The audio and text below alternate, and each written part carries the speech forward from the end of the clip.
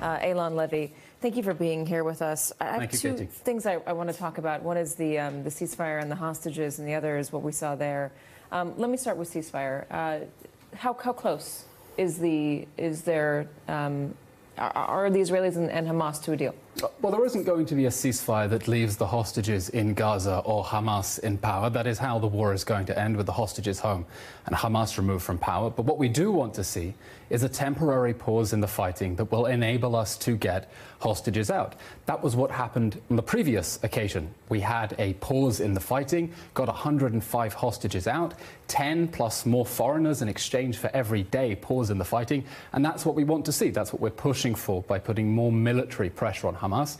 Unfortunately, now Hamas has been making delusional demands. It hasn't passed on the names of the hostages who would be released in such a framework. That is something we are expecting to receive. And we're continuing to put pressure on Hamas, and hopefully we will have good news, but nothing is final till it's final. Are you as hopeful as the American president? It's been far too long that these hostages have been trapped in the Hamas terror dungeons. We know what is happening to them. The starvation, the executions, the sexual abuse, the survivors who have come back and spoken about hostages who have been sexually abused at gunpoint. So we know that there is no time left to get them out.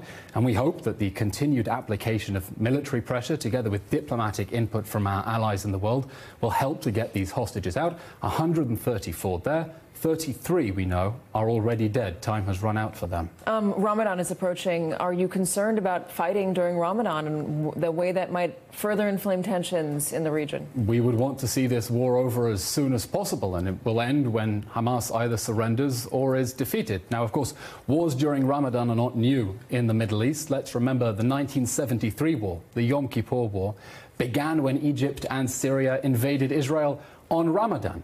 We want to see this war over, but it has to end with the hostages home and Hamas removed from power. And we think that anyone who is concerned for the civilian population and humanitarian situation in Gaza should be pressuring Hamas to release the hostages and to surrender so that this fighting can end. Let me talk about what we just saw today near Gaza City. I'm going to take the IDF's word and say that they fired on a crowd who was threatening them approaching. If you take their word for it, doesn't that only prove the sheer desperation, the amount of people who are desperate for food in that region, in this strip of land? And if that's what it shows, why isn't there more of an effort to make sure people don't starve to death on top of the violence? My heart really goes out to the individuals who were crushed in that stampede and who were run over when the truck drivers whose aid was being looted tried to escape and ran them over. It's horrific. And my heart goes out to civilians as well who know and have seen that Hamas is hijacking aid and feel betrayed by the UN agencies that have said nothing about the terror organizations stealing aid. Now let's look about what we are doing as Israel to facilitate the provision of aid into the Gaza Strip, because it's important. There is excess capacity at the Israeli crossings for more aid to enter. We can facilitate as much as the world wants to send in. Not only by land, we've facilitated aid drops as well. The problem is that the UN is struggling to distribute the aid at the pace that Israel is facilitating its entry.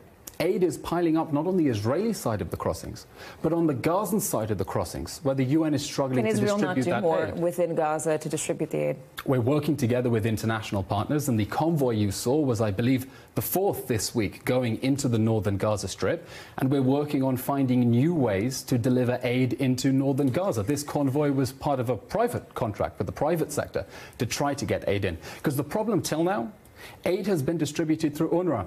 And as has been widely established by now, that's an agency that was working as a Hamas front, riddled with terrorists, covering up for Hamas trying to steal the aid. And so we're trying to find new ways in an impossibly challenging environment to make sure that the civilians who need aid can get it and that Hamas cannot steal it for its military purpose. There are certainly accusations against UNRWA. I don't know if everybody is on board with saying it was riddled with... oh, no, there are many who are still trying to cover that up. The UN is pushing back on that. Eylon, it's good to have you. Eylon Levy, thank you very much. Thank you, Katy. For being here.